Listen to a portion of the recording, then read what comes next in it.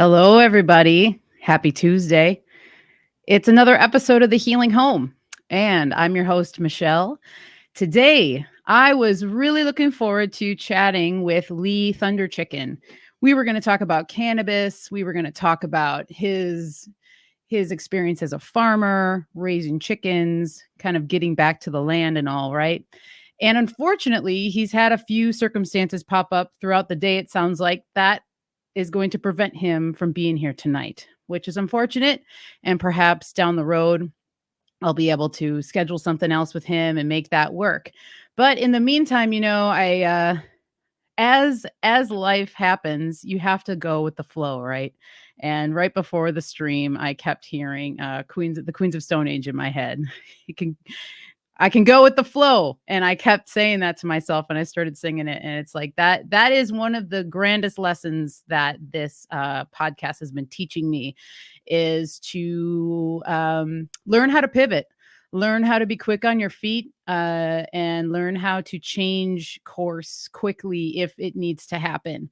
And so instead of not coming on and hanging out with you guys for a while, Mario and I talked about it for a second and it was like, hey, I should still just go live. And I've got a lot of stuff to talk about with cannabis myself. And that's one of the reasons why I was looking forward to talking with Lee so much because, as a person who's grown cannabis herself for multiple years, who's been using cannabis, communing with cannabis since I was a teenager, it's been one of, if not my favorite plants to work with, get to know, learn lessons from. It continuously brings me insights and joy and time to reflect.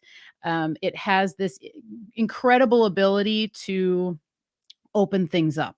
And it opens us up as channels for our own knowledge to flow through and our emotions to flow more freely, at least in my experience. So, for example, when I say that, I think about the times where, life has just been rocky, or whatever. And I find that cannabis can sometimes even be too much in those instances every once in a while, just because if it's great ability to open us up and make us more present in the moment.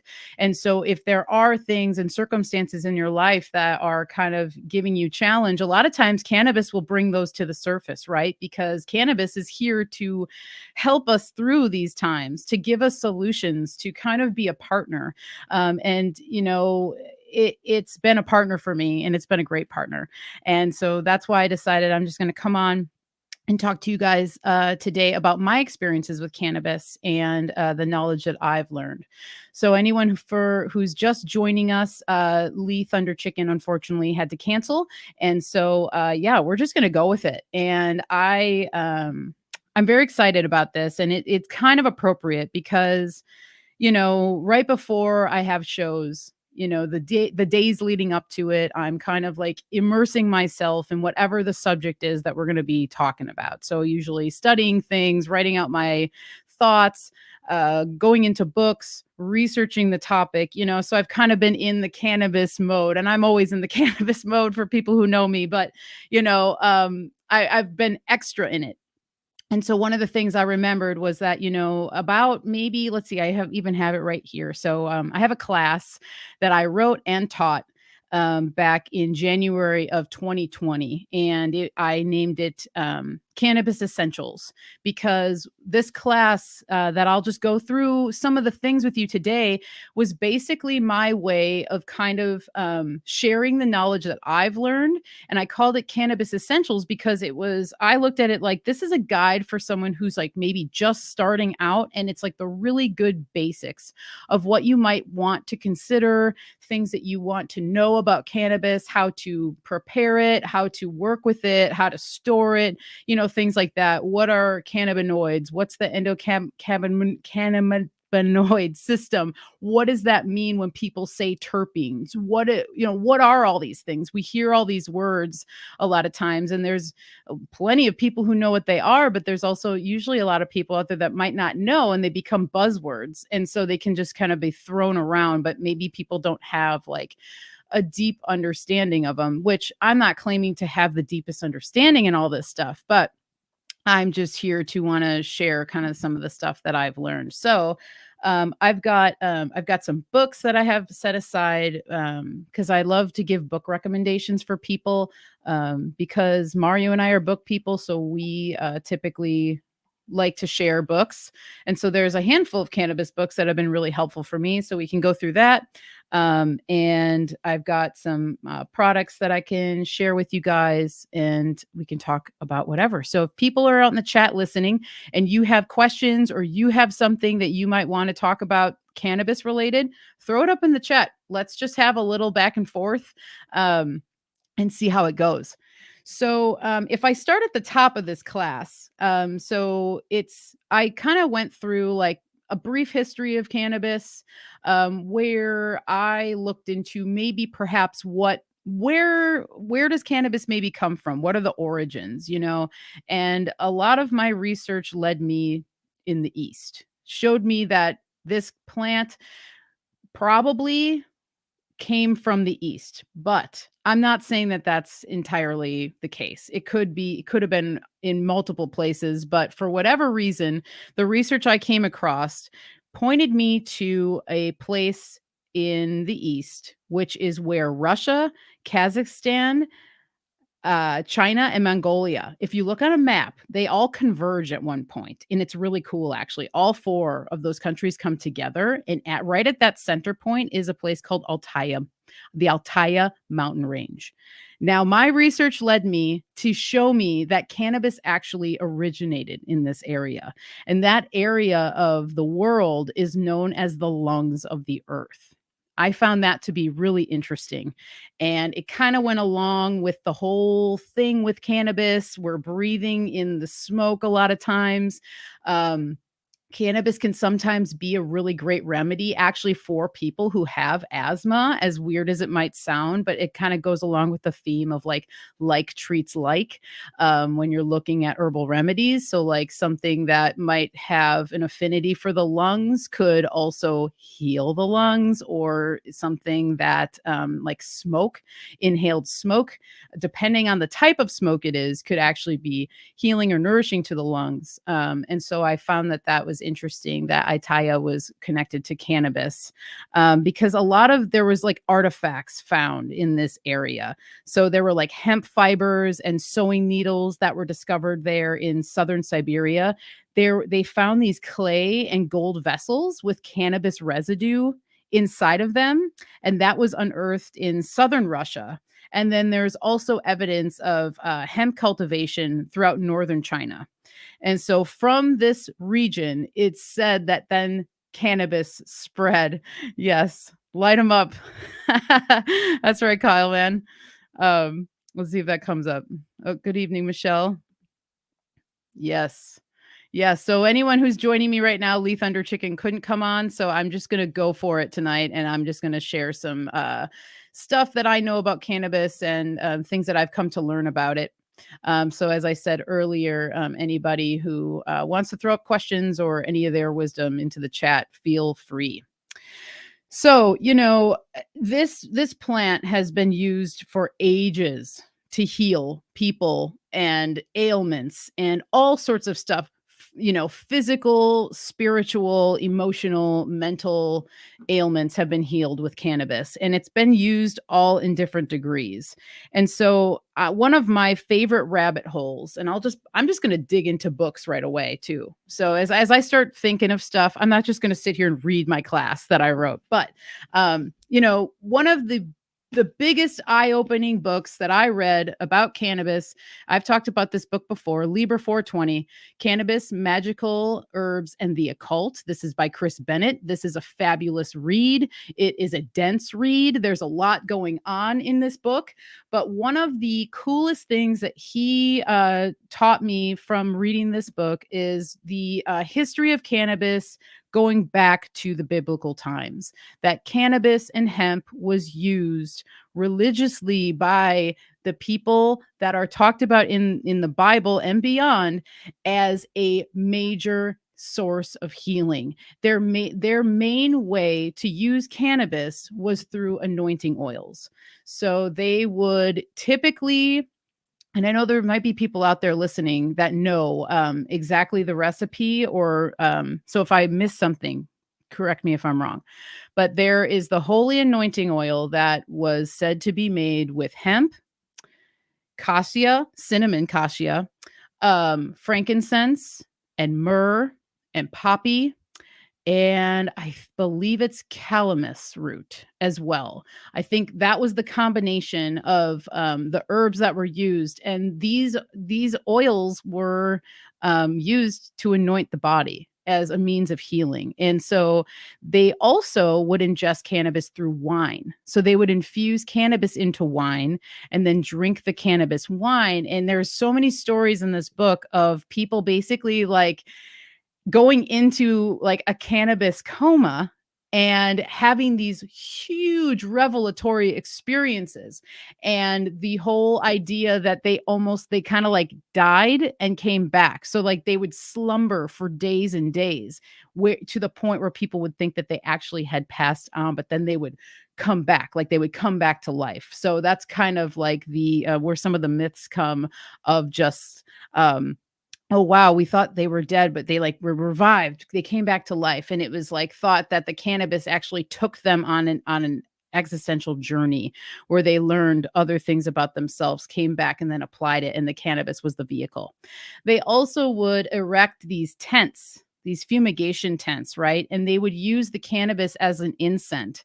And so they would burn the cannabis or the hemp inside of these tents and close off the tent and just like be in the tent and be breathing in the smoke. And they would have profound experiences here too. When I learned this was probably like, I don't know, 4 or 5 years ago or something like that, when I began when I was like digging into Chris Bennett's work. And I was just like, oh my God, I'm going to totally build one of those tents someday, because I think it would be a fun experiment to try to do something like that. Um and so, yeah, I think it's really cool. What's up, Elise? What's up, everybody in the chat? Thanks for hanging out, even though we had a little change in plans. Um, I'm glad you like a good presentation, Binna. Um, yeah. So anyway, I'll try not to get too distracted, but I want to be able to interact with you guys. And I'm an oil girl, so I love oils. I love using body oil. I love creating infused oil. What's up, Ian? Yeah, I love oils. And so when I learned about that too, and just how like sacred oils are, and Mario and I have kind of been talking about oils over the last week or so, and like even deeper meanings of oils, like our own personal oils that we produce, and what they mean, and why we produce them, and what they're used for, and that there's a divine reason for all the fluids that we produce as humans, and all those fluids either symbolize something, or they can be used for something, and they can be healing to our own selves. And so just like when we produce oils on our skin to protect us, and so I always look at being able to apply an oil externally is like super healing. And there's actually a practice known as abhyanga, and you can go on my YouTube channel and watch a short video that I have about it. But basically, it's an Ayurvedic tradition that is known as body oiling, where you're like coating yourself head to toe, all the open spaces of your body. You're putting oil around them or near them to basically create a closed off vessel that creates like a cocoon around you. It's symbolic of the womb. It's symbolic of like coming inward, and creating like a safe space for yourself when you might not feel safe. I've found this practice particularly valuable in times of high anxiety, times of challenging shadow work, times of introspection, when I'm really just needing comfort. Doing that before like taking a shower, and then allowing yourself to sit for as long as you feel is necessary, and then rinsing it all off. And then it really is profound. And I've found it to be super healing, and I've recommended it to other people for that exact reason. And so back to this class that I had written. And when I wrote this class, it was back in 2020, as I said in the beginning of of the show. And when I taught this, it was really cool because I was able to. I include recipes in this class too, and so I've been wanting to revive this class and bring it back, either teaching it again or offering it as like some sort of zine or something, because I give some, some um, recipes for salves and oils, as well as edibles and cannabis tea, which leads me to what I was just going to bring up. But so the whole tradition of drinking cannabis. So I talked about the cannabis wine. One of the other things that's very famous in the country of India during the festival of Holi is something called bang or bong, and it is cannabis infused milk with other spices. And I know that when Mario traveled to India, I don't remember, I don't think he had any, but maybe he did. I can't remember. But we do have a friend who traveled to India like a couple decades ago, and he remembered very distinctly having people on the side of the road making the bong and selling it, and him saying that was a pretty pleasant experience. And if you've ever infused cannabis into any sort of tea, cannabis loves fat, and that's another reason why I think it's really interesting that they knew to use oils, because oils are fats. And so the cannabis is fat soluble. It really is attracted to the fats. It holds on to the fats. And so when you make a tea, you typically want to either add like coconut oil to the actual tea that you're making. And then with the milk, it's like there's the fats in the milk. So it actually becomes very, very strong. And I've made it for myself before. And I've, had to experiment before giving it out to people. And boy, oh boy, it's strong. So it works. But typically what you do with that is you would just get some water and grind your cannabis up however much tea you're wanting to make. Let's say you make 2 cups. So you have 2 cups of water into a kettle. Maybe you use, I don't know, let's just say an eighth, maybe, of some cannabis. Grind it up, throw it into the water, then add your coconut oil, and you can start boiling that. And then you can add your milk slowly and boil it some more. And then you can add honey, and you can let it steep for maybe like 10 to 20 minutes on very low heat. And then you strain it and you can drink it. And it's really delicious, but it's very potent. And so it's another way that you can incorporate cannabis into your life. So that is a really interesting one, in terms of just seeing the traditions throughout the world and how they would prepare cannabis and use it. And so another section of the class was just kind of talking about when cannabis became prohibited.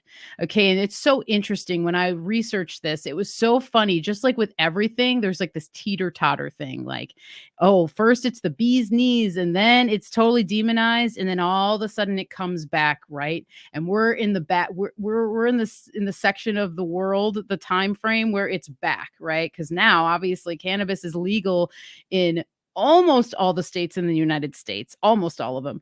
And it is like kind of widely used. It's talked about. It's not a big deal anymore, whatever. But there was a time, obviously, when it wasn't like that. And not every state is like that. Obviously, it's still illegal federally, all of these things, whatever.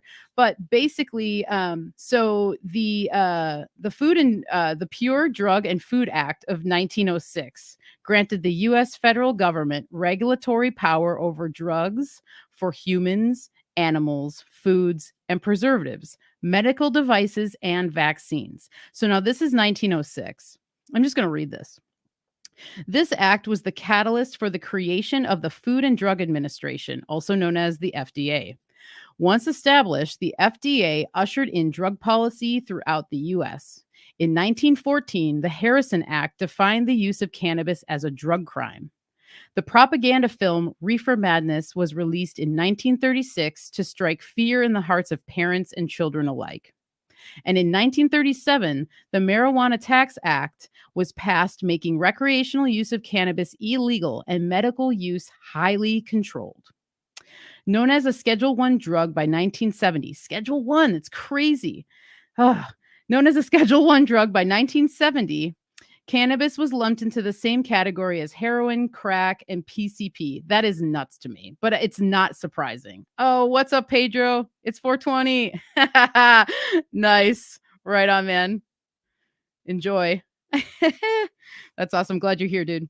The U.S. government quickly classified cannabis as having no acceptable medical uses and restricted any further research of its medicinal uses. Cannabis was removed from the U.S. Pharmacopoeia in 1941 and was no longer officially recognized in America as a medicine. Now, isn't that funny? I think it's funny. I don't think it's too surprising given how everything works. But now then we flip it and it's like, look at it now. It's like, whoa. And then one of the biggest things that's talked about is its medical benefits.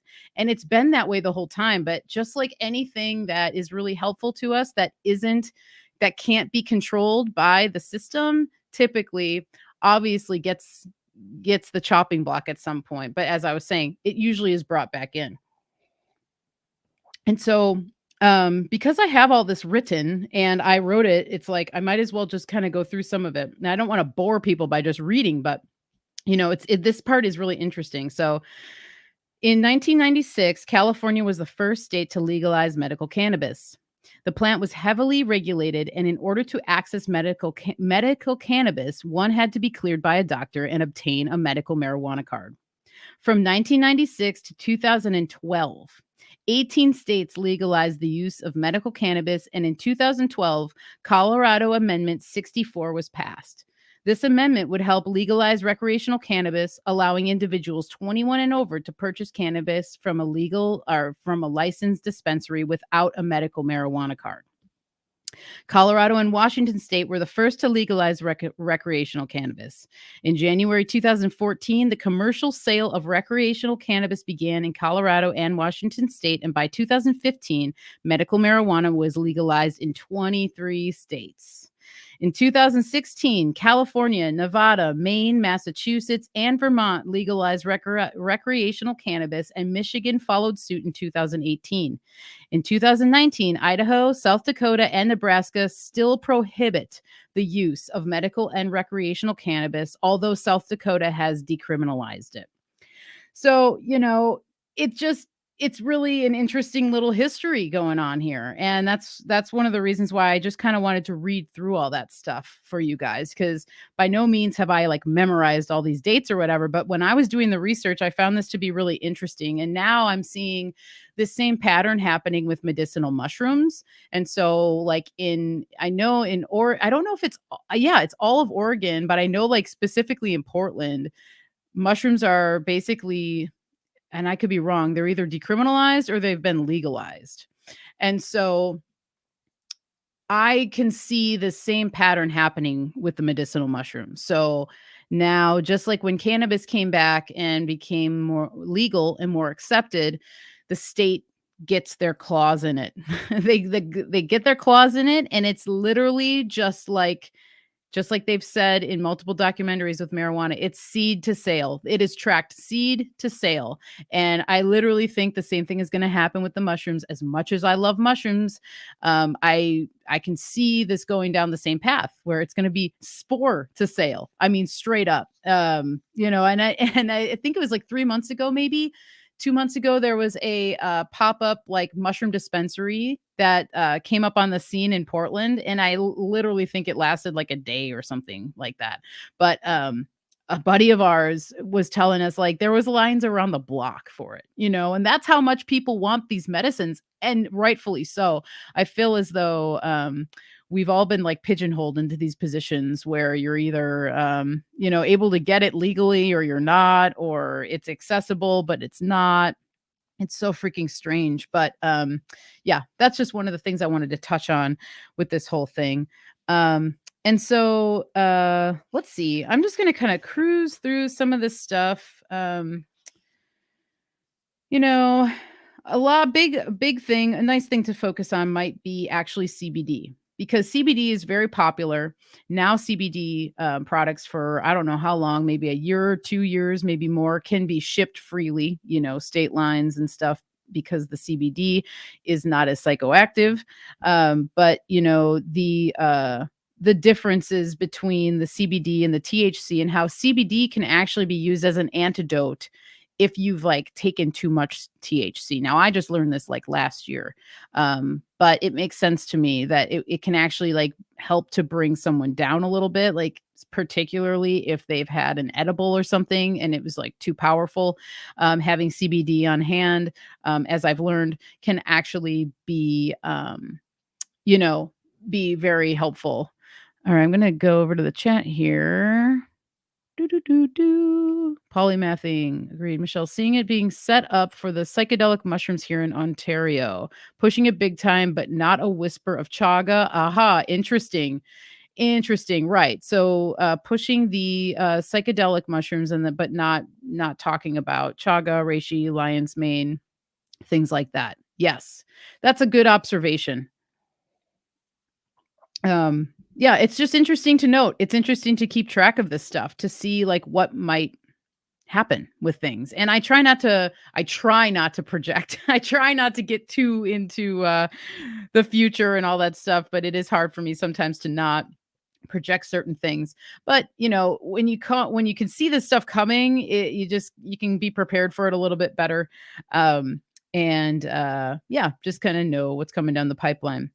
So the main difference between CBD and THC is that CBD causes really no psychoactive effects, while THC does. And I would say you can't say that it causes no psychoactive effects, maybe, because for some people it might, but it is so much lower. And if anybody has like, smoked THC and then smoked CBD, you can definitely tell a difference. You feel that lifted feeling a little bit with CBD, but it's nowhere near as intense as like a THC high might be.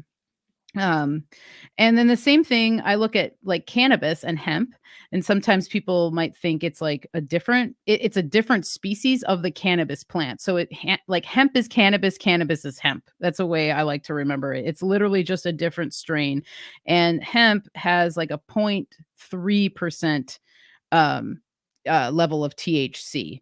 And hemp, as a lot of people know, is typically used. You can use it as a medicine. I actually have over here a hemp tincture from Grounded Extracts, which I can grab in just a second.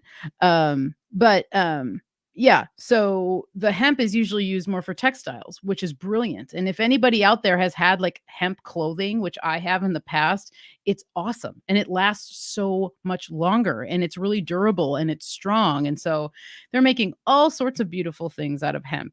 And, that was one of the things too, that now it's legal for major retailers to actually even sell like hemp derived remedies and CBD remedies, but it wasn't always the case. Like hemp has gone through a huge sort of legal, not legal thing over time as well. So the whole plant has kind of just been demonized a little bit. And I find too that sometimes, people who use cannabis can be demonized as well as just like lazy stoners or whatever. And it's like, I think that is seriously a mainstream propaganda crap thing that they put out there to either dissuade people from using cannabis or to make people feel not like make people feel guilty about it, but to create this stereotype that like if you smoke pot, you must have no memory. Oh, you must not be able to keep track of your life. You must not be productive. And that can't be further from the truth for a lot of people. There are people out there that fall into the stereotype, and that can be for anything. Like that's anything. That's literally like you can go to anything. It's not even just cannabis people, but I've found that over the years that that can be a thing. But you know what? It's like other people's projections. So it's whether or not you choose to like fall into these categories and then be responsible and then know when is when. And everybody knows when they get to a level where it's like, yeah, well, maybe I should just like take a little break. There's nothing wrong with that, and never being ashamed of that, or stuff like that. But like, I know multiple people who cannabis has literally saved their lives and helped them to function in ways that they wouldn't be able to function without it.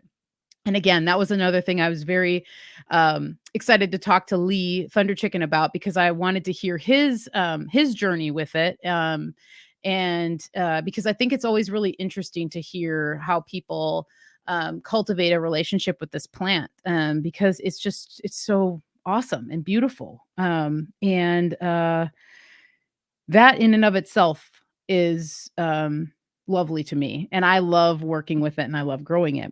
One of the other things I love with cannabis is pairing it with other plants. Now, I've kind of talked about this in other various streams.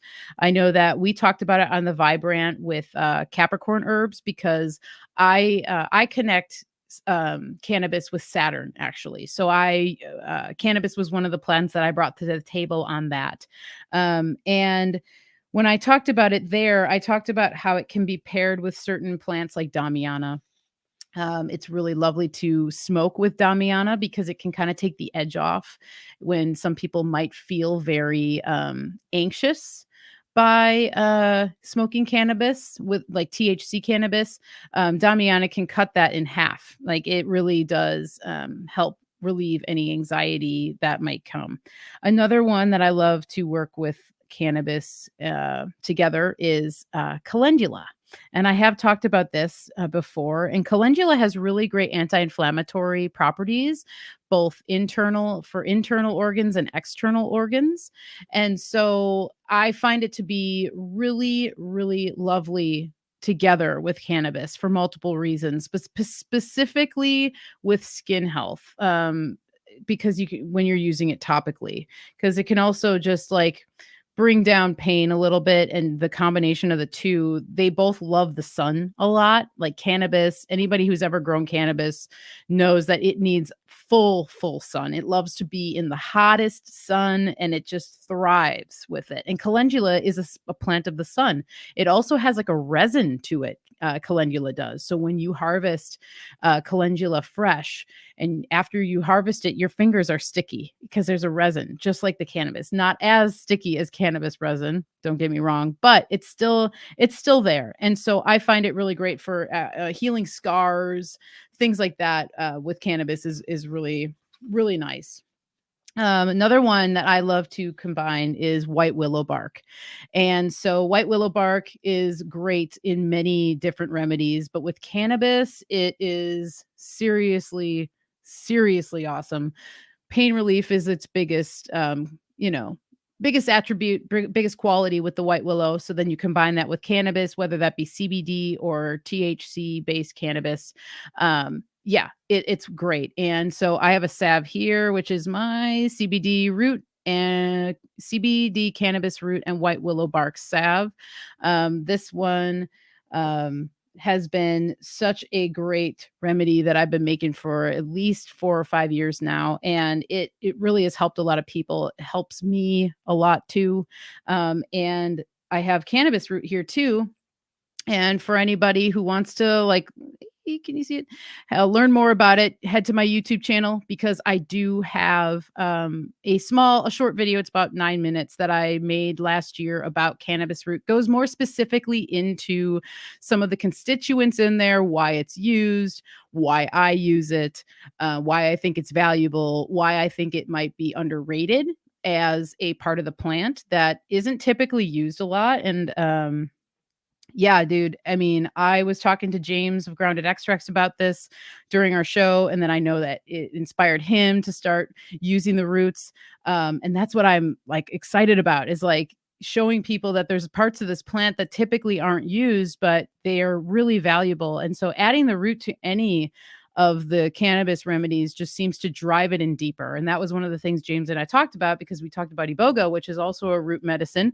So we were talking about roots and how roots really just help everything just like get driven down to the root of the problem, driven down deeply into tissues. So I highly recommend getting your hands on organic cannabis root. Just make sure that you know it was grown by somebody you trust, grown organically, because cannabis root can, it's used to actually break up soil and actually kind of like revivify soil that's kind of been, what's the word I'm looking for, neglected and stuff like that.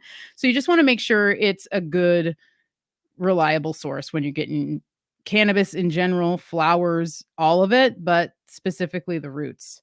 And so, white willow, that's a great one. St. John's wort, another one I like to use with cannabis. Lovely. I have that in this CBD, toot, CBD St. John's wort massage and body oil. Not sure if you can really see that. Sorry about that. Yeah. So CBD and St. John's wort massage and body oil. Yeah, this one is a lovely one too. St. John's wort has that same property like calendula with the sun. So you're bringing warmth to the tissues, anti-inflammatory. St. John's wort is famously known for helping with nerve issues. So any kind of like nerve endings on the skin, nerve damage within the body, that is one of its finest medicinal qualities, in my opinion. It's frequently, talked about in the capacity of being like great for mild depression, which it is. But I think that even like back in the day, a lot of it was typically used for nerve pain and to help bring that down. And so remedies made of CBD and St. John's wort can help reduce anxiety that may cause or lead to feelings of mild depression. So that's how it kind of works together. Yeah. So it's good. I'm going to go through this chat for a second here. Let's see. Bina asks, are you smoking the calendula and damiana? No, not calendula and damiana. Although maybe you could. I've never smoked calendula, but damiana and cannabis is what I was referring to, is that you can mix that like equal parts and it really takes off the edge. Yes, and amen. Glad you gave me that seed. No pun intended. Yeah, you got it, man. I'm so glad that you took it and ran with it. Yes, totally. Thank you, Family Fungi. Cannabis is so great for soil remediation and carbon. I can't say that word. Sequestration? I'm not sure what that is. If you can tell me, what does that mean? What does that last word mean? Sequestration? I could also look it up, but yeah, thanks everybody for being here, pivoting with me tonight. It's fun to pivot every once in a while, right? Keeps us on our toes, keeps things fresh. Other herbs I love to combine with cannabis is lemon balm. Lemon balm, moon plant, water. Well, sometimes people relate it to Venus, which I think is fair enough as well. Lovely with cannabis, with the calming aspects of it. I would think that, for me, lemon balm and cannabis tea would be really great. You could make a tincture of lemon balm and cannabis, maybe lemon balm and CBD. Particularly if you have a child who you are using cannabis with for whatever ailments you might be using it for. Lemon balm would be great because children seem to really resonate with lemon balm on a really deep level. And I think it's because it is so gentle. I think it's because it's a friend of the bees.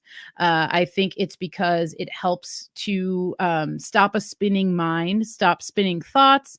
It helps to really hone in on like focus and allow maybe a child who has a hard time focusing in whatever situation it might be. The lemon balm is really nice for that. But combined with cannabis, for a child, I'm not trying to tell people to, you can do whatever, but it could be helpful for a child or an adult. What's up, Sunseed? Hello, good to see you, my lady. Yeah, so lemon balm, another good one. You could, what would be really great? Cannabis and lemon balm flower essence. Lovely. Cannabis flower essence is another option too.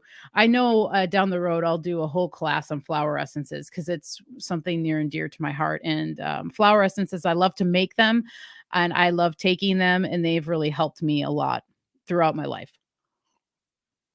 And then lastly, I already brought it up, but Damiana. Damiana is another great one. As I was talking about, you can mix it, as a smoke blend. Damiana as a tea is also really lovely. So you could do a cannabis Damiana tea. Damiana is an aphrodisiac as well. That's one of the things that it's well known for. Cannabis can sometimes be considered an aphrodisiac as well. So mix the two. See what I'm saying?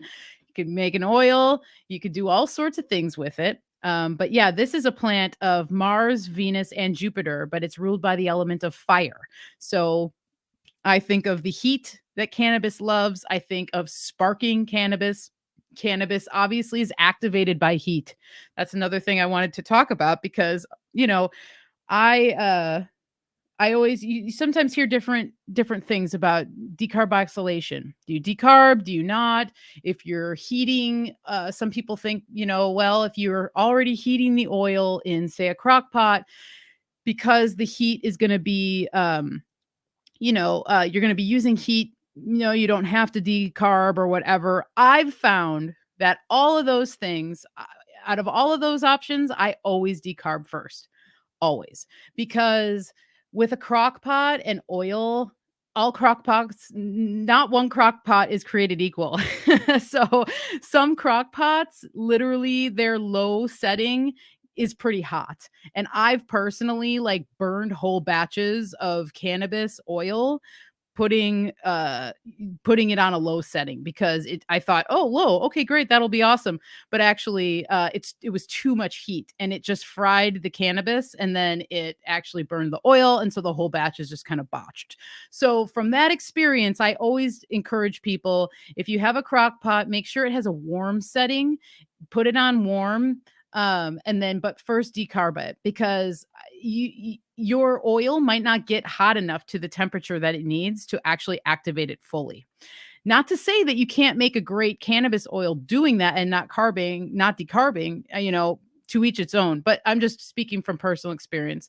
So I grind it up super fine. I lay it out on a cookie sheet with parchment paper on top of parchment paper.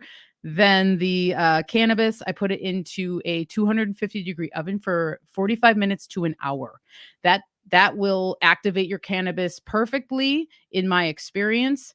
And then you can use it freely, however you're going to use it, whether you're making it into a tincture or an oil or a tea or whatever your heart desires. Once it's decarbed, you're on your way. And the whole thing with the decarboxylation is basically you're removing a carbon chain from the actual like THC itself. So Ben Balderson has talked about this. Multiple people have, but it's like it's T at its natural state. It's THCA, CBDA. You're literally, when you decarb it, you're knocking off the A, because the A is the carbon.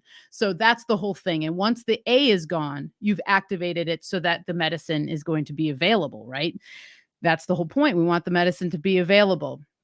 And I have, like, in the past, before I knew much about all of this stuff, years ago, like when I first started really working with herbs, I was given a bunch of cannabis. I worked at a coffee shop and I was given cannabis from a customer that they were like growing indoors. And they were like, I have all this extra cannabis. Do you want it? And I was like, oh, sure. Or maybe I'll try and make like a tincture or something. I didn't decarb it. I just put it I did a veggie glycerin infusion, and I didn't decarb it. I just threw it in the jar and let it macerate, whatever.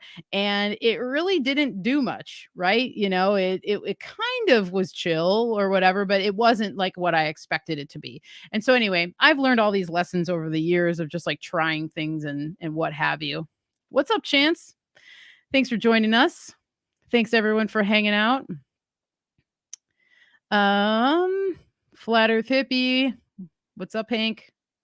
How you doing, man? Sorry to call you out by your name if you just want to be Flat Earth Hippie. I just called you Hank. Yeah, so let's keep going on this. I love this. I love talking about cannabis. So this actually just really worked out pretty well.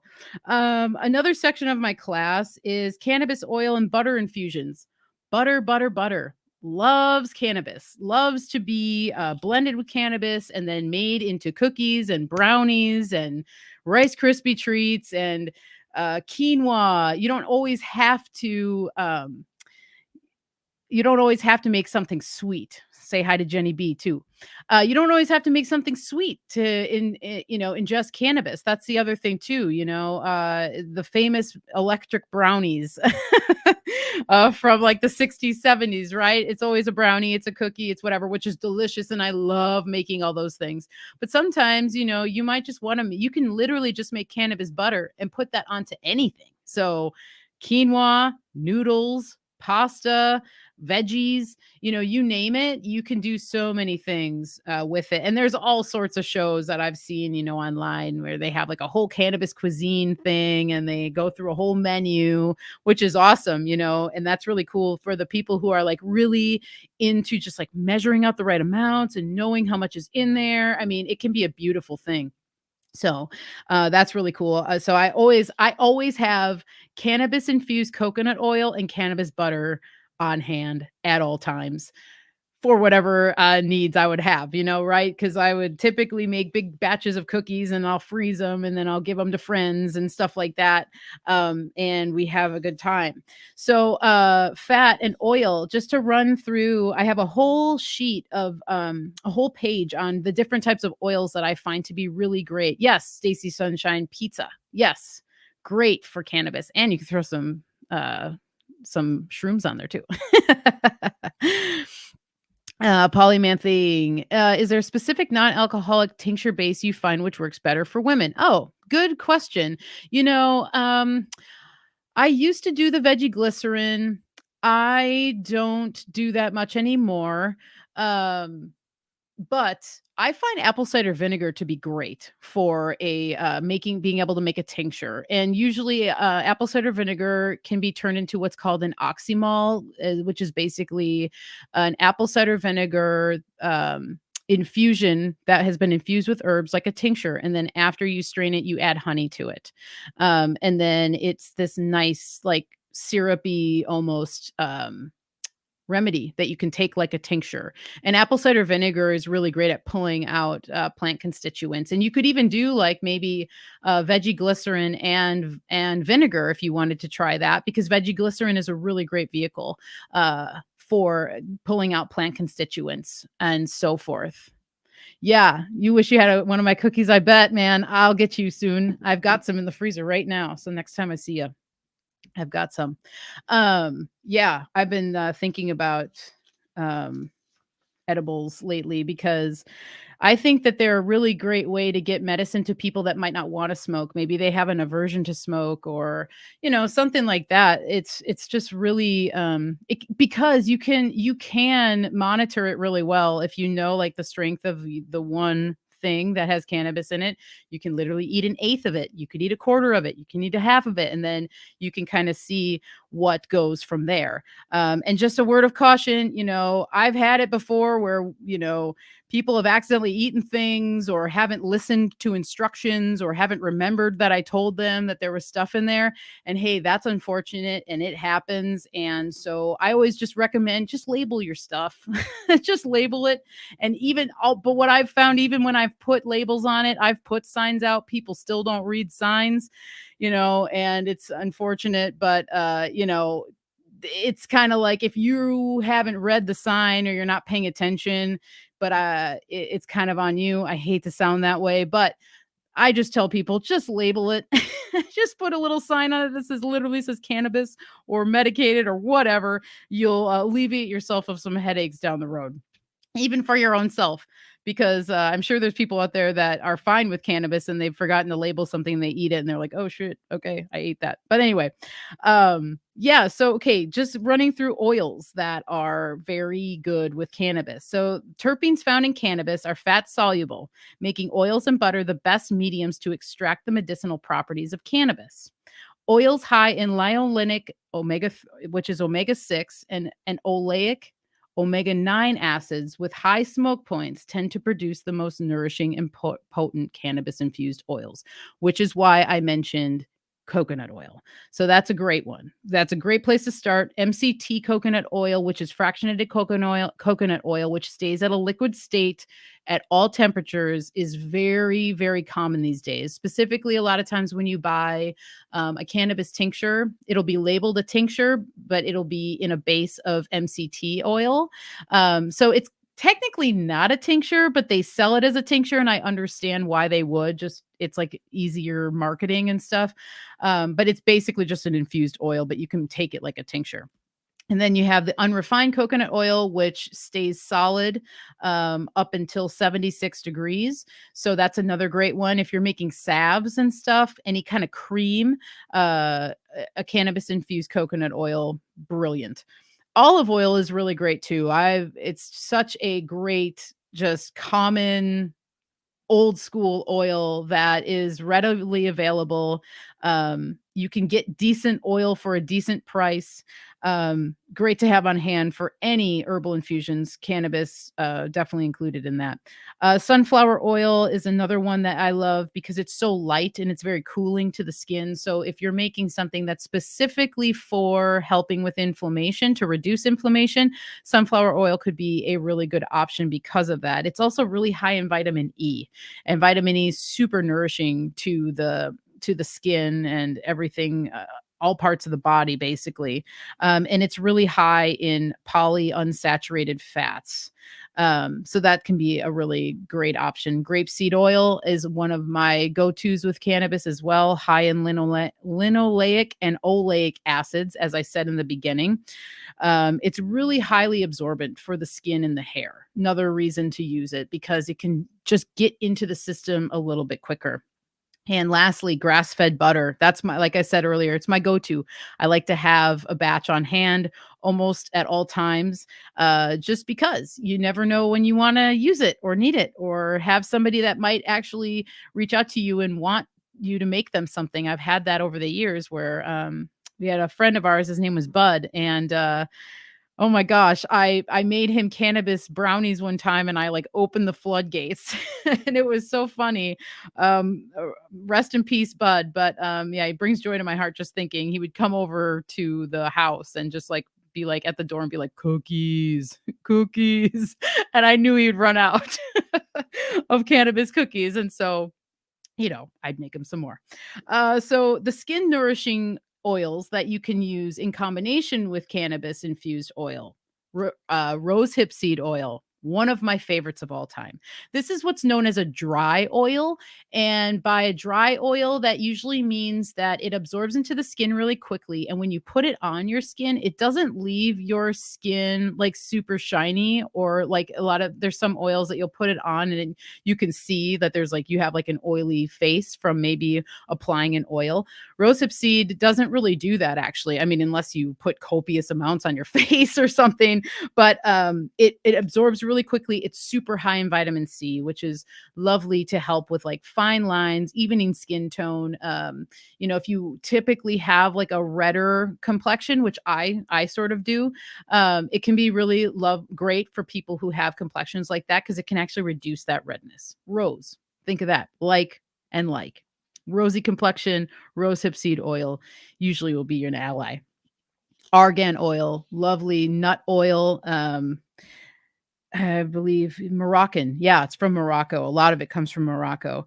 High in vitamin A and E, essential fatty acids, and antioxidants. Super great for inflammation. Oh, lovely for hair, especially in the wintertime. Just taking straight argan oil and putting it on your skin. Super great. I put argan oil into my shampoo bar. I also put it into my oat soap. And it makes a really lovely lather in any kind of soap. I think it's because of the high fatty acids in there, perhaps. Brightens the skin tone and can lessen the appearance of wrinkles. Cocoa butter is another one that you can use in creams. And I love it because it smells like freaking chocolate. And you can get really high quality, like ceremonial grade cocoa butter that is just out of this world. It's so great. And that's the type I like to use because not only does it smell the best, but the quality is just so high. You can like feel the quality of it. Deeply moisturizing, really protective to the skin. Great when combined with shea butter to make like some sort of like body cream or a body butter. It's solid at room temperature, and I can't remember the temperature that it melts at, but I know it's higher than coconut oil. I bet it's like closer to like 80, 90 degrees or something like that. But it's really great to be able to thicken a cream using cocoa butter. And who makes something that's really great with cocoa butter is Christy Balderson makes a comfort cream that has quite a bit of cocoa butter in there, and you can smell it in there, and oh, it's heavenly. It's so great. It's one of the best things that I've come across actually. Annie D. Oh, you have culinary argan oil. Interesting. I'd love to know more about that. Really, I would, because I've never heard of that before. But I imagine that that's really great. Do Binna, what do you let's see. I can't tolerate coconut oil, makes my skin break out. Walnut oil is what I'm using. Oh, interesting. I don't know. I've never worked with walnut oil. Do you know if walnut oil has like a high smoke point? Can you use it at high temperatures? That's usually my rule of thumb. With that kind of, especially when I'm making any kind of infused oil, because like rosehip seed oil, you don't want to use that to infuse. You need to be very careful with rosehip seed oil, even like when you're using, if you're making a face cream or something, the best way to incorporate rosehip or argan oil or vitamin E oil is after the salve has come off of the heat and once it's cooled off a little bit, because those heat sensitive oils can degenerate if you say added the rosehip seed along with everything else and then melted the beeswax down.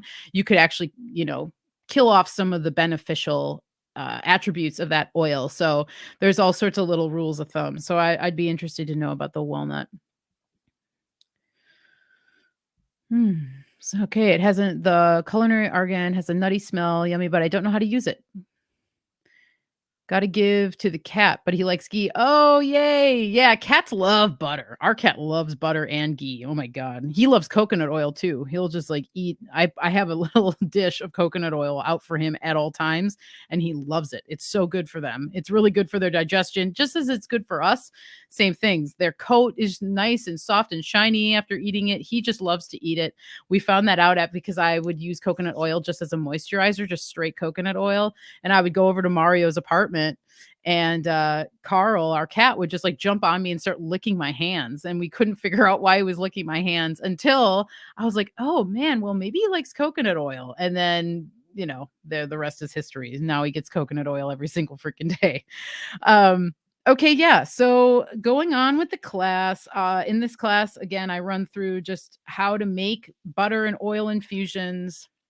I have another oh, yes. I have a rundown on RSO, also known as FECO, full extract cannabis oil. Now, some people don't really like RSO, say that it's kind of like a dirty extraction. I don't know if that's because of the way it's made or the fact that it's usually like a darker oil, so it's not like refined necessarily. But I've found RSO or FECO, whatever you want to call it, to be amazing. And I feel like the FECO is really great for people with like chronic conditions, or if somebody was, battling cancer and incorporating the RSO, that tends to be what a protocol would be. It would include something like that. And nowadays, I don't know necessarily what more protocols have been created, but all the research that I'd done, documentaries I'd watched, the amount of people that received huge amounts of healing from using RSO is pretty off the charts, and it's very potent. It's very powerful.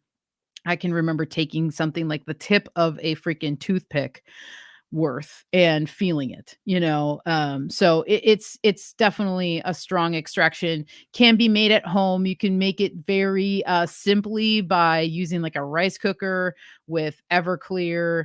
I don't need to go through the whole process, but what you basically do is you wash the cannabis with Everclear, and then you typically will like put the cannabis, your decarb cannabis or shake, into a jar, fill the Everclear up, shake it around, and then a lot of times people will put it into the freezer.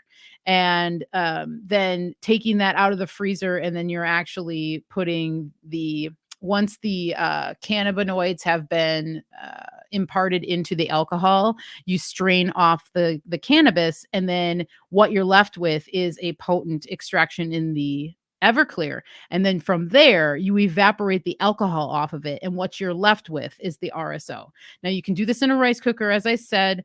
There is all sorts of controversy around it because people can be idiots and like can literally like do something dumb where they will things will explode and stuff. There's also something called the green oil machine, which I do not yet have, but a friend of mine has it, and she's been using it for years and swears by it. Which is basically kind of like it's an enclosed system that takes out that risk of any kind of like flammable things happening, and it literally you can reuse the alcohol. It's really cool. Like it kind of like separates it, and then once you have your RSO finished, you actually have it strains off the alcohol into a separate vessel, and then you can reuse the alcohol. It's a really nifty machine. I really enjoy it. And one day, they've been out for a while and we just haven't really bought one. So that brings me to this book here, The Cannabis Spa at Home with Sandra Hinchcliffe. This book is amazing. She goes through how to make FETCO yourself and actually how to use FETCO in an oil infusion, because the RSO can also be taken and then infused into, say, olive oil. So doing that, excuse me, it makes a really potent oil infusion without using the flower, because you're just using the RSO. So I make a salve for one of my grandma's friends. Actually, I've been making it for her for a couple years now, maybe about a year. And it's really helping her husband a lot with his condition, and I use RSO in that because it just makes it like extra strength, and so that typically works really well in a salve if you infuse that into an oil. So yeah, I'll just show this book again, because The Cannabis Spa at Home, if you can find this book, I highly recommend it if you're wanting to make cannabis remedies on your own at home. She goes into all sorts of things. She has bath salts, she's got creams, she has tea. I mean, you name it, it's kind of in here, and it's really good. And I couldn't recommend it more. It's one of my favorite books that I own. Let's see. We're coming down to the end of like all the information I have for this class. And as I said in the beginning, this is inspiring me. I think I am going to teach this class actually, because as I'm reading through it, I'm just like, man, this is, yeah, I have quite the bounty of info here. And it's not that I've forgotten about it, but I kind of like cycled out of the class teaching phase that I was in for a couple years, like basically before the whole scamdemic happened. I was teaching classes out of our house. I was teaching classes at our friend's shop in Portland, and other places. And then that kind of just like stopped. And so I took a little hiatus, but I have a handful of classes that I've written, and this is one of them that I really is near and dear to me. So I'm really excited that I'm getting to share it with you guys. And I didn't expect that I was going to get to share it with you guys tonight, but hey, here we are. So yeah, I've got some cannabis salve, cannabis massage oil recipes. I have a great recipe in here for raw vegan cannabis infused brownies. Whew. Now these are strong. They're awesome, but because they're raw, you're using coconut oil. So like straight up, just all the ingredients, which are, I'll just run through the ingredients because I haven't made them in a while, but they're really good. So I use raw walnuts, medjool dates, raw cacao, hemp seeds, cannabis infused coconut oil, vanilla extract, sea salt, and a pinch of cinnamon. And so you like basically blend all this stuff up into a food processor. It makes like a dough, right? And then you press it into like an 8x8 pan. And I put a chocolate ganache on top, which is cannabis infused coconut oil, raw cacao powder, maple syrup, and sea salt. And then you let the brownies chill a bit, pour the ganache over it, and let that chill till it's hard. Cut them up into small squares, and they are delicious, but they're very, very strong. So word for the wise, and maybe I'll post this recipe or something, because they're so good. And they're, as I said, with these cannabis edibles, it's like I encourage people to make a batch and just freeze it, label it and freeze it.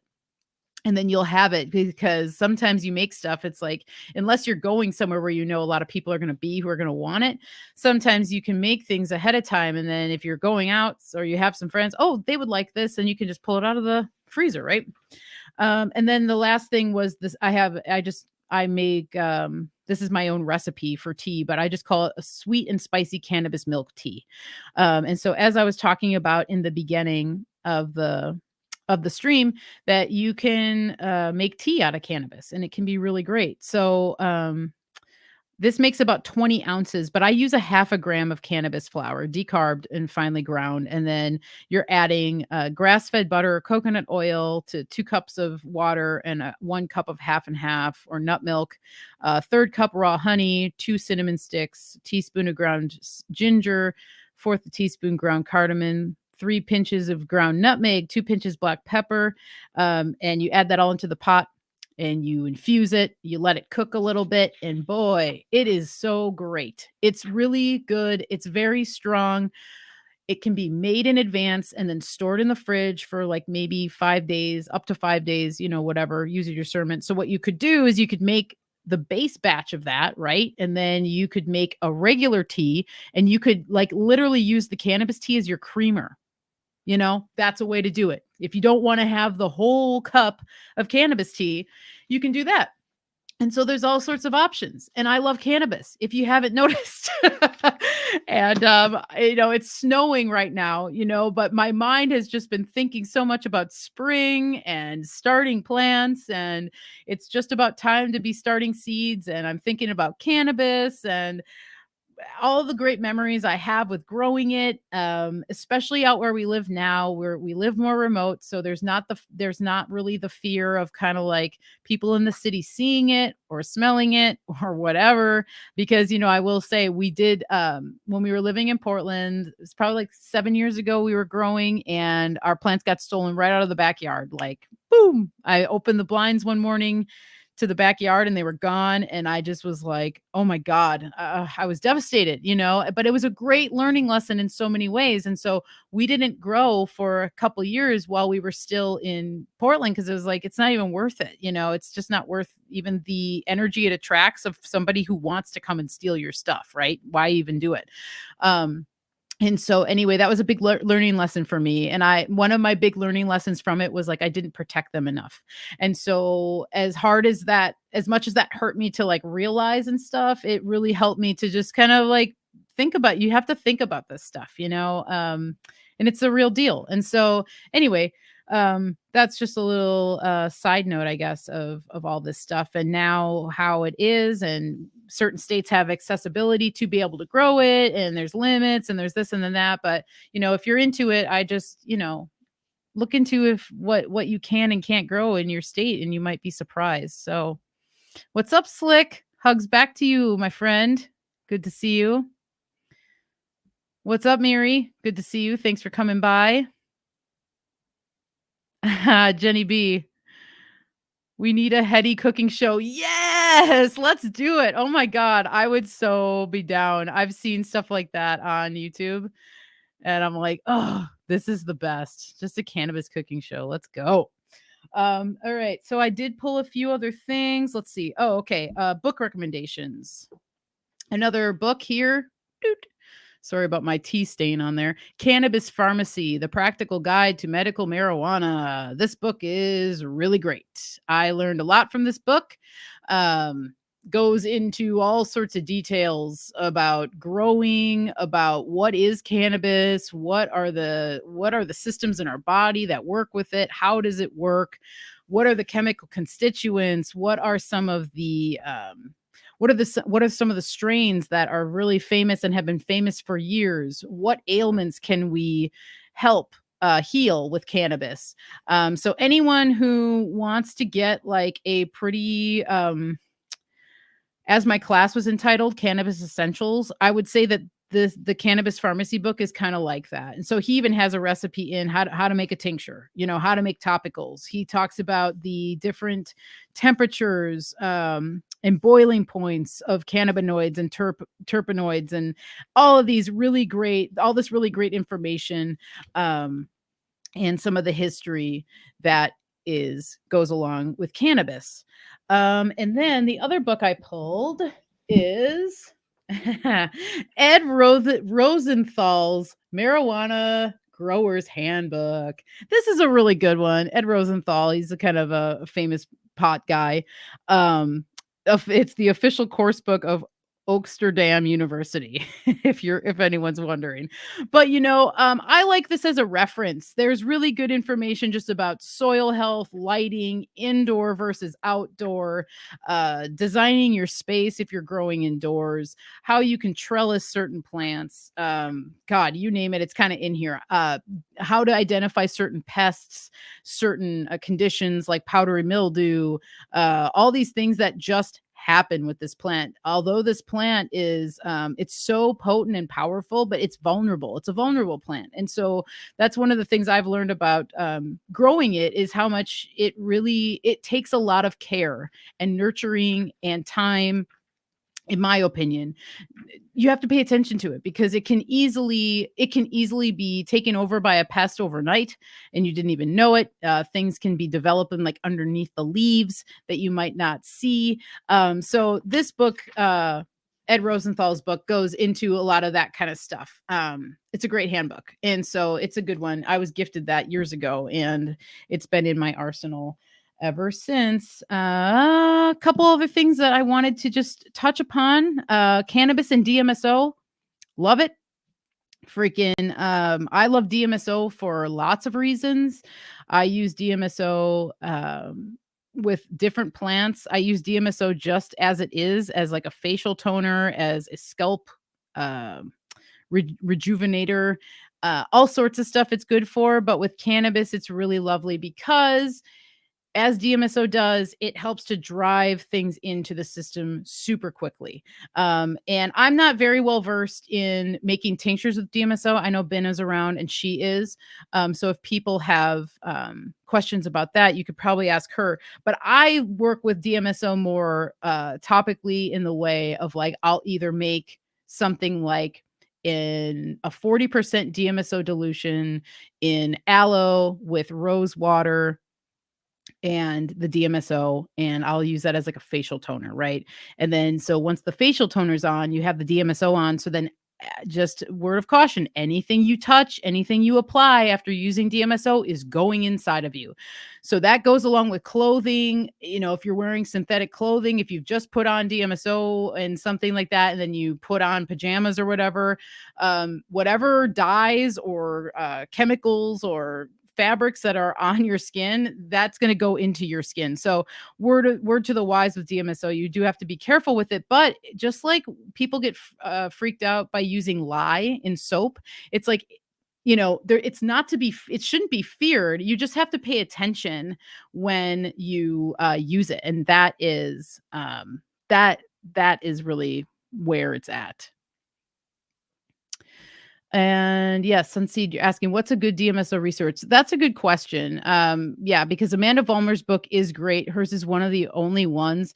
She made a post like 3 or 4 months ago about a couple other DMSO books that she actually referenced when she was writing her book.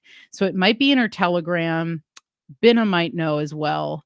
But yeah, that's a good question, because there's not much out there on it. And Elise is saying the medicine that cannabis has walked me throughout all stages of pregnancy and birth. Right on, sister. Yeah, it is something else. It is magical. It is here for a reason. It's been used for eons for a reason. And yeah, I say don't demonize it, legalize it. That's what Peter Tosh says. It's Sublime covered Peter Tosh saying that. And I love that line. Or don't criticize it. Legalize it, don't criticize it. And they did that, but it's still criticized, but that's cool. Whatever. Spring water. Oh, that's one of the other things I wanted to say. I'm glad I wrote that down. Okay, so last year when we grew, I had the idea one day to go to the hot spring and collect the water from the hot spring, because it's rich in magnesium and sulfur, definitely magnesium and sulfur, and you can like really smell it.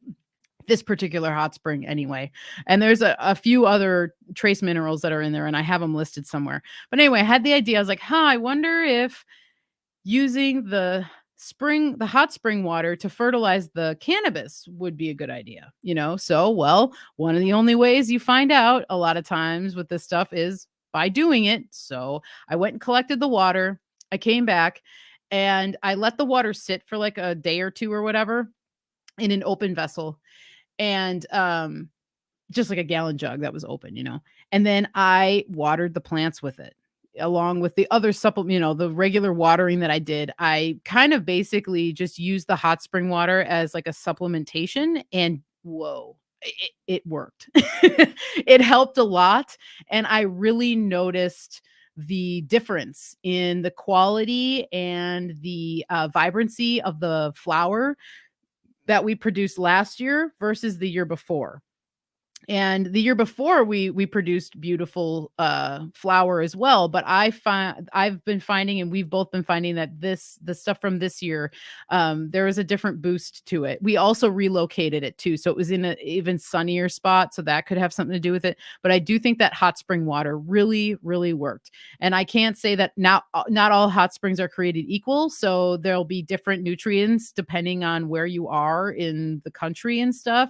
But the water that was near us, which isn't very far, worked really well for our plants, and they seem to really like it. And I did that like once a week, right before and during flowering. So I wasn't doing it the whole time, but I just did it during that time when they're really starting to get potent, and all the energy is mostly going into the flowers. And so that's when I use the hot spring water for that. And let's see. I have also one of the other things I could show you, but this is my cannabis massage and body oil. So this is not CBD. This is THC flower that I use for another body oil that I like to share and make. And I use either the CBD or the cannabis massage oil pretty much almost every day, because as I said in the beginning, I'm an oil lady. So I love oils. I love creams too, but I tend to just really love straight oils, whether they're infused with something or not. And before I forget, I think too, I'm going to grab. So I said I was going to grab it, but this is the hemp tincture that I got from James and Najla, grounded extracts. Whoop, whoop. Beautiful products. Just amazing. And the love is felt. The powerful, potent medicine in their remedies is felt. Been very helpful for me, specifically their Best Earth. The Best Earth helped me work through some emotions that I had to process. We have to process this stuff. And so it helped me to come to a realization of what I needed to do. And then it helped me to process the emotions. And then I had a detox. Then I had a head cold, and then I processed it, and then I released it. And, the Best Earth was there to help me. And it's also helped me a bit with my coffee, my relationship with coffee and caffeine in general. So anyway, just shout out to Grounded Extracts. And I really wanted to show that they have a great hemp extract. So it's not THC, it's made with hemp. So there's not going to be that huge like THC rush for somebody who might not be wanting THC. So, oh yes. Yeah, Chance. I'm very excited to hang out with you guys too. We're looking forward to it.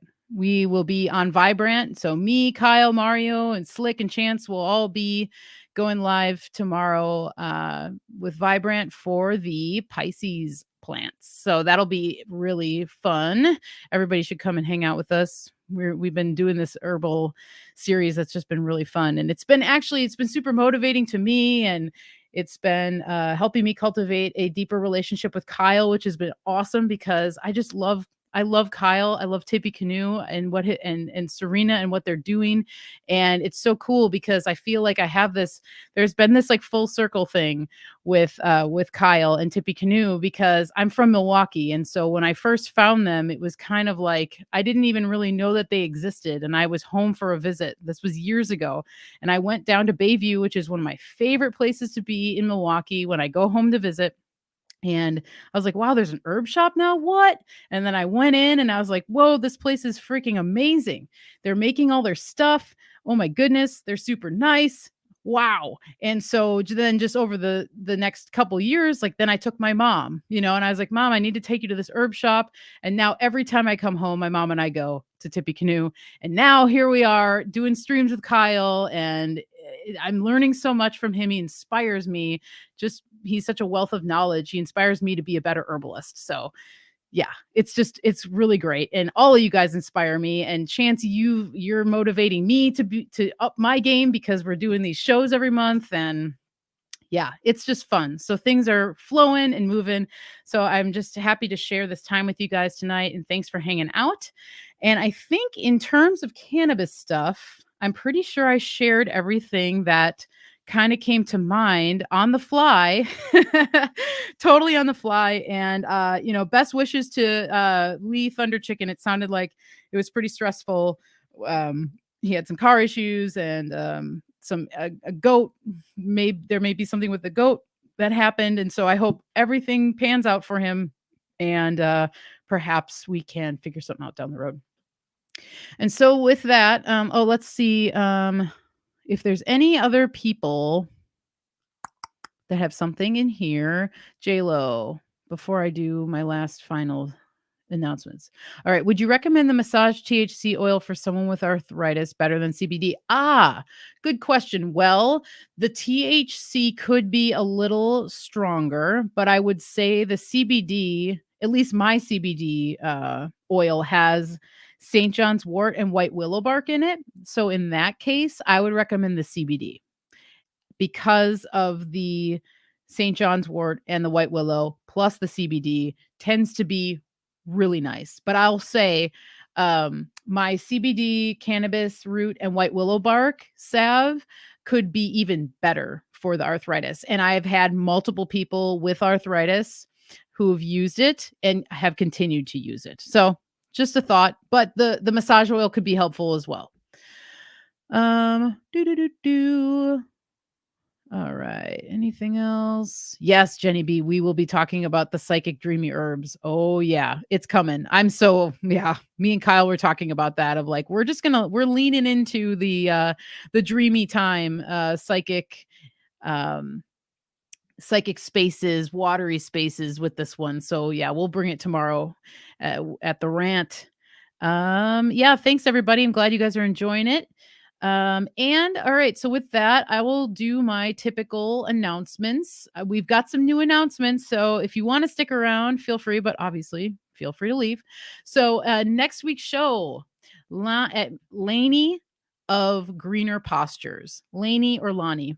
I'm not sure how she pronounces it, but this is going to be a great one. So if you haven't heard of Greener Postures, Lonnie actually is just a wonderful source for homesteading and homemaking. She is huge into canning and food preservation, pantry organization, fermentation, you name it, in the kitchen, and like gardening and creating her own food, lining it up for her family so that she can have, canned meals and stuff. She is on top of it.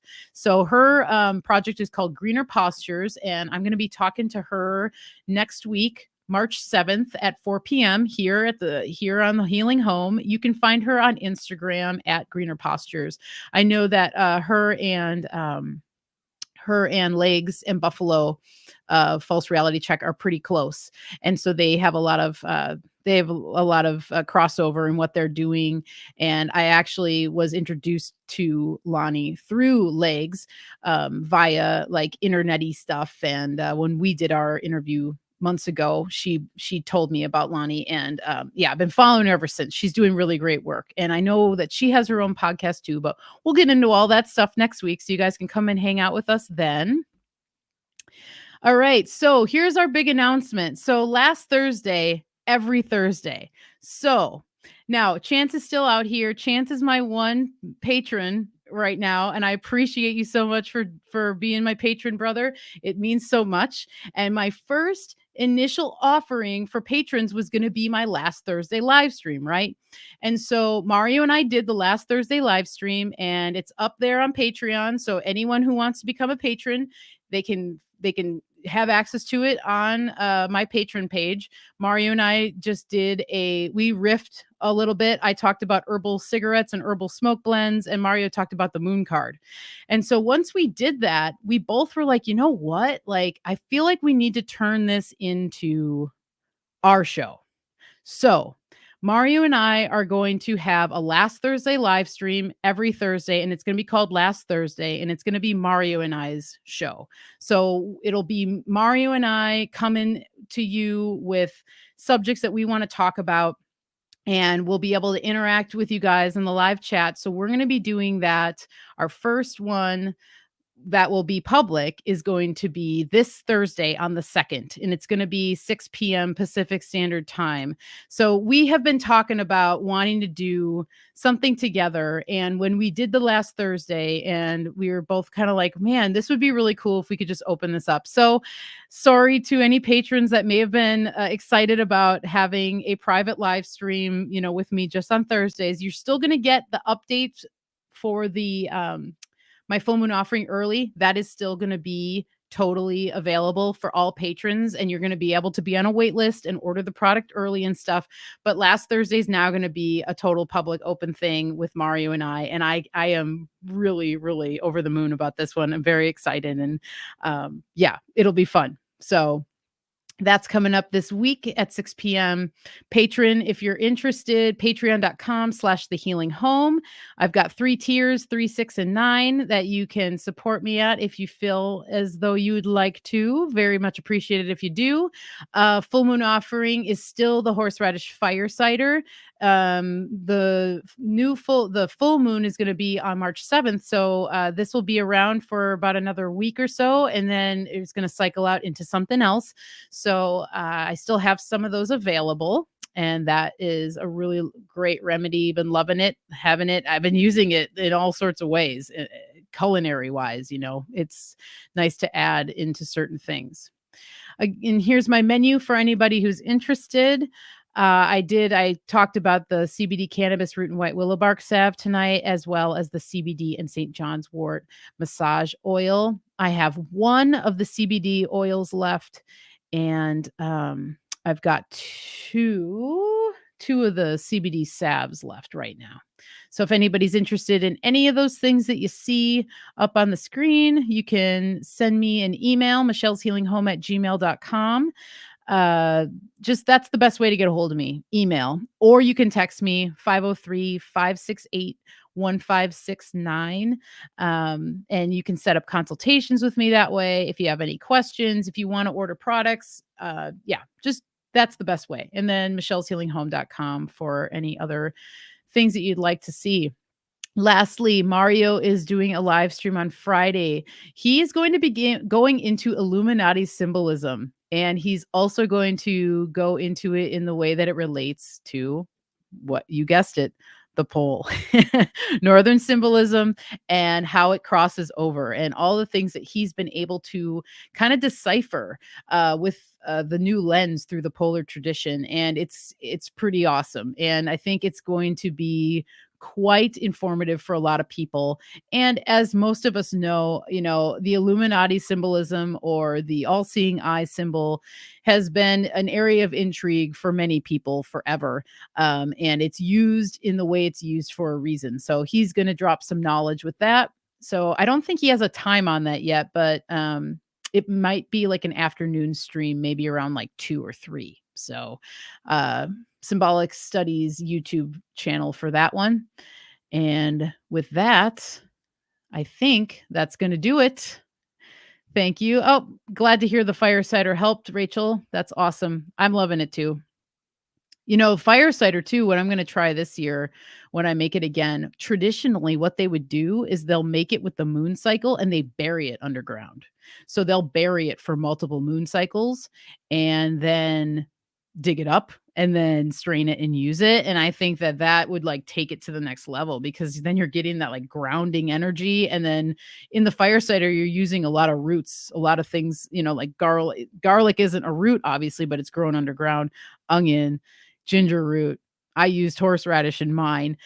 So to think about it being buried underground, to me is really interesting. So that's something that's on my radar for next year. And with that said, thank you so much, everybody, for hanging out. I appreciate it. Thanks for pivoting with me and allowing me to flow on this cannabis trip here. It's been really fun. And yeah, I look forward to connecting with you guys again. And I'll see you guys next week. Thank you so much. And I hope you have a really great rest of your night. Take care.